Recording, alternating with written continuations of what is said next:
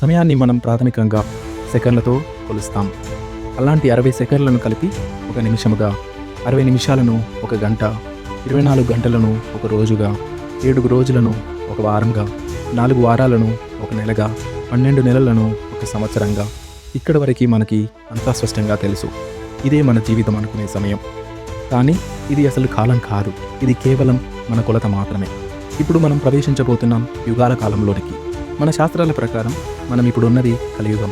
ఒక కలియుగం అంటే 4,32,000 సంవత్సరాల కాలం.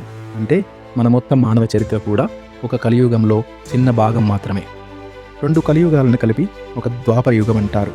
3 కలియుగాలు అంటే ఒక త్రేతాయుగం. 4 కలియుగాలు కలిపి ఒక సత్యయుగం లేదా కృతయుగంగా పరిగణిస్తారు.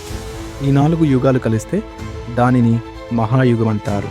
ఒక మహాయుగం అంటే 43,20,000 సంవత్సరాల కాలం. అంటే మన ఊహకి అందని కాల పరిమాణం. కానీ ఇక్కడితో కథ ఆగదు.